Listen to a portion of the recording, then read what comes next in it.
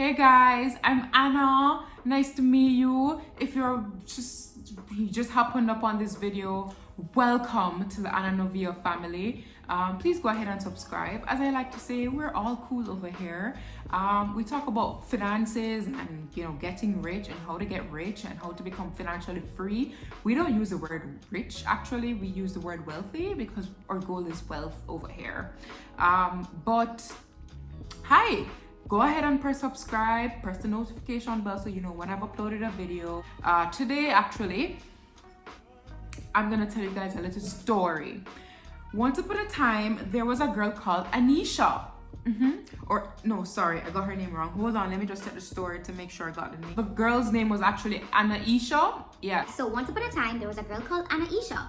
She lived her life every day like it was the last. She would get up, she would get ready, she would go to work, she would spend as she liked, and every single month she lived paycheck to paycheck. She lived life every day like it was her last. The result is that everything was great until it wasn't. Until an actual emergency would happen, and then she would not have any money to pay for the emergency. But plot twist, the emergency actually never happened. The emergency happened in her dream, and because she had a dream about having an emergency, she didn't have an emergency fund. That's why she decided to get one. So today I'm gonna tell you just how Anaisha ended up getting an emergency fund. Today we're gonna talk about building an emergency fund. I'm gonna give you some tips, some tricks that you can use to build your emergency fund in a quicker manner and to actually keep it, you know what I mean? Which I understand. I like to say in every one of my videos, listen, I have done it all financially. I've been there, done that. If you're broke, I've been broke before. Anything that's financially related, there's a good chance I've done that before, or I've been in that situation before. That's how I am able to coach clients, because I know what you're going through and I know how to get you out of it. Do you understand? So establishing an emergency fund will be no different, and that's what we're gonna do today.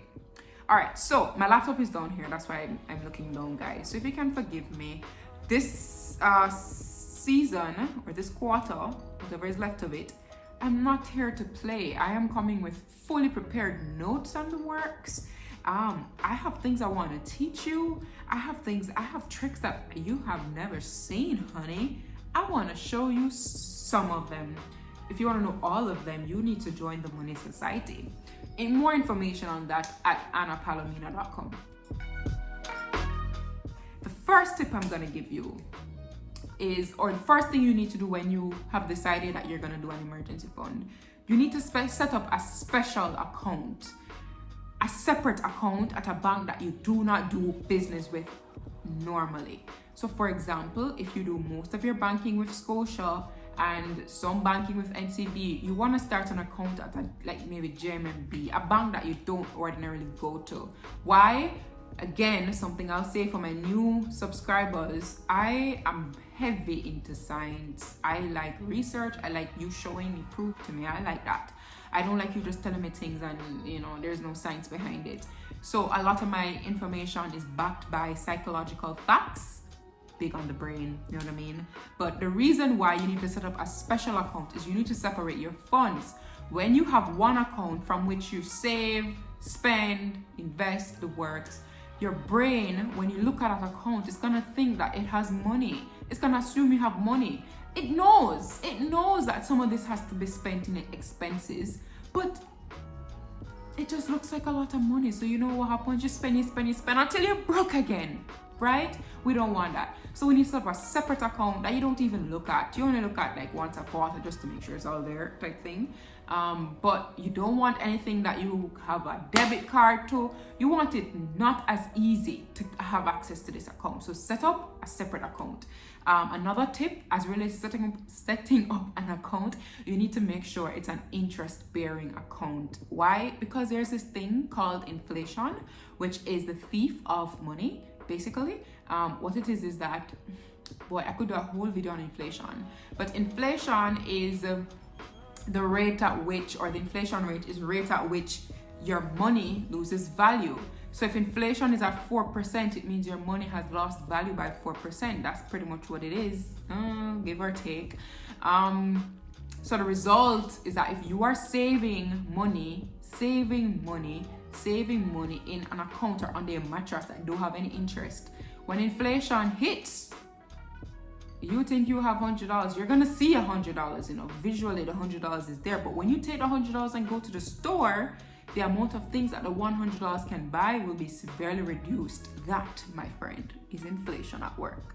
So you need to get something that at least competes with inflation to ensure that you maintain the value of your account. I do not recommend that you, and again, nothing in this video is investment advice, yeah? If you want investment advice, you need to go to an investment house to talk to an investment advisor. This is just a trying girl who got through things. I'm just one person. That's all it is. But, and I mean, I've studied because I used to be a financial advisor. And now I'm a financial coach. I think I'm qualified.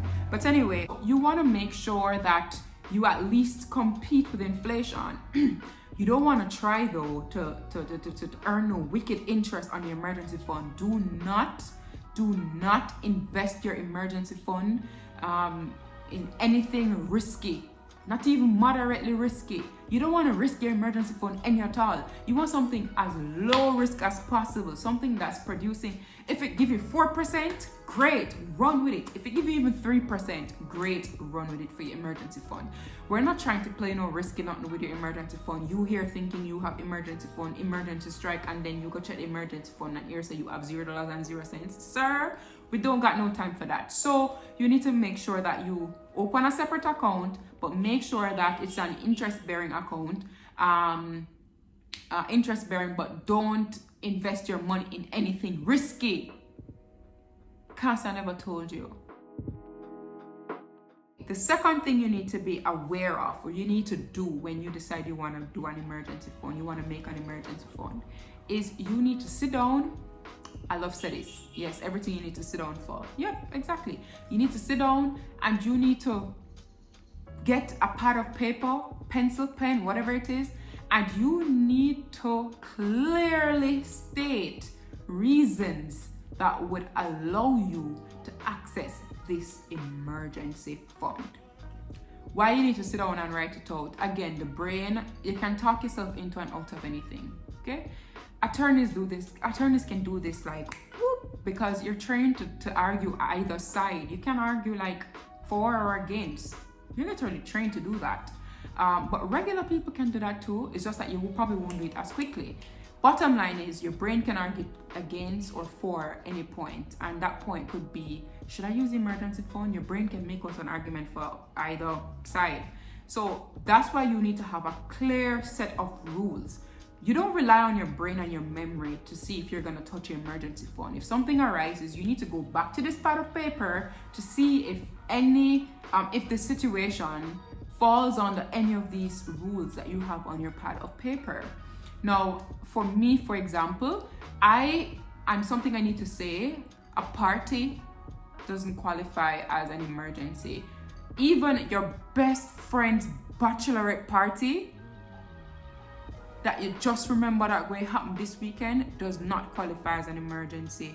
Do not touch your emergency fund. Go work it off somewhere else. Go find the money some other way. Go link your sugar daddy or whatever you say you have.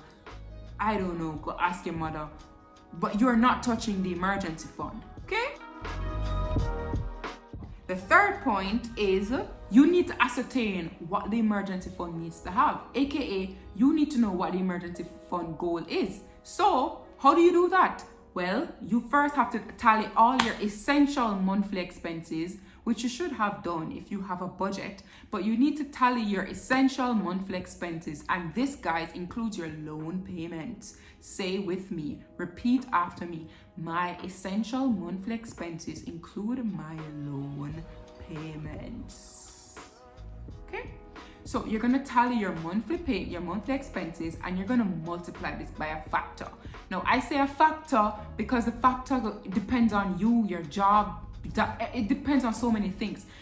For self-employed people, I always say the goal is the factor is 12. You need to have at least 12 months worth of essential monthly expenses in your emergency fund.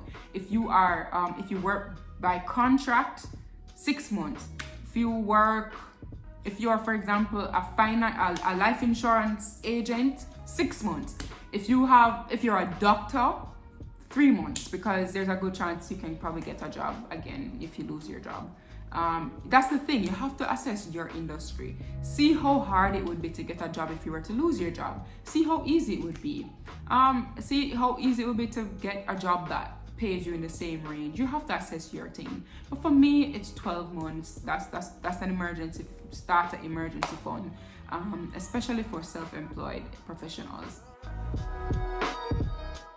The fourth thing that we need to talk about, the fourth thing that you need to do, now that we know what the goal needs to be, now we need to actually start working on it. And how do we work on it? First, we need to get a head start. What do I mean by getting a head start? Well, let's say your emergency fund goal is $500,000. Well, in that case, you need to get a head start by going through your closet, going through your apartment, seeing what you can sell to get some cash in. So sell a bunch of things that you don't need, take that money, put it in your emergency fund. So if you sell some things that come up to $100,000, now you only need to save $400,000 because you already have a head start of $100,000. So you need to go shopping in your house basically and sell off some stuff, get a head start. Another way to get a head start is to cut some of your monthly expenses. When you cut some of your monthly expenses, two things happen. One, your emergency fund goal changes, because remember, you are multiplying your expenses by a factor. So reduce your expenses, then the goal would change. Yeah, that's the first thing that would happen. The second thing that would happen is that you now have more money to invest. See, you have more money to invest. And when I say invest, I mean in your emergency fund, or should I say save. You have more money to save for your emergency fund. So get yourself a head start. Go sell off some things that you don't need. 1, 2, cut some unnecessary expenses. But I'm gonna do a series on budgeting, which I'll show you how to do this. I'll give you more of an example. So yeah, for right now, this is what you need to know. The fifth step, can you tell I have so much energy right now? I don't know where it comes from, but the fifth step is, man, you need to get some additional income. I don't care who you are. I don't care where you work. I don't care if you think you're broker than church mouse.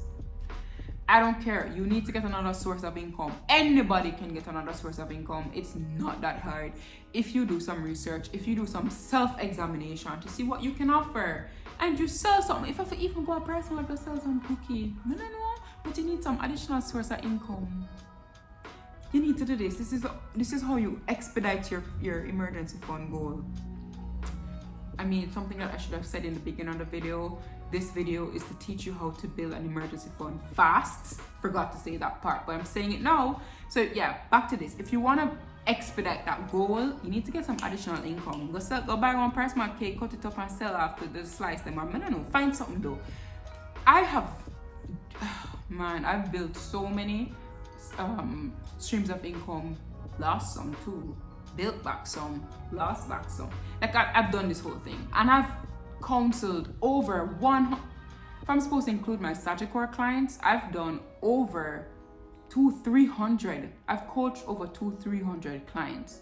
So there's nothing you can come tell me about how you can get no additional income. You can do it. You just need to apply this, okay? The sixth thing you need to do, you need to automate the contribution. We're not relying on willpower. There's a whole psychological reason for this. We're not relying on willpower. No, we're not relying on ourselves. We don't trust ourselves. You need to operate like you don't even trust yourself. Automate the deduction. So if you come up with $20,000 every month to send to your emergency fund, automate that. Log on to your online banking and do an auto deduction or auto transfer. So every month at a particular time as a paycheck hit, your bank know that they must send over the $20,000 to this account, blah, blah, blah. If you can get your boss to do this via a salary deduction, go right ahead. But you need to automate this. We don't trust ourselves. Nope. Then the last thing I'm gonna say, last thing I have for you, and this is what I have. So I know the experts tell you to have an emergency fund, but I actually think you need to have emergency funds. What do I mean by this? I feel like my sister a while ago, but what do I mean by this? I think So your emergency fund is supposed to be your last resort, right? It's supposed to be your cash reserve. I mentally feel better if I have a block in between me and my last dead money. I don't want to have to be dipping into this for the slightest emergency. You understand? So I believe you need to have another emergency fund that acts as a buffer between you and your last money. So you need to have a semi-emergency fund, I think. So for example, if your tire busts, I don't want to be going into my last money if I go buy no new tire. I need to go do one blood test. I have to go on my last money if I go pay for. Nope. I believe you need to have a semi-emergency fund, which is a buffer between you and your last money. But that's completely optional. That's up to you. As I said, experts don't think so. I think so. Who am I to say that this is the right way? I'm just telling you, remember, queen of practicality, and this is what I think is practical. So guys, if you enjoyed this video, if you find this video helpful, please like and comment, because it helps the algorithm to know that, hey, this video has some useful information. Let's circulate it so more people can see it. Remember, for 2021, no man gets left behind. Don't be selfish. Share with people who need to know. Okay. Thank you guys. I'll see you in my next video. Bye.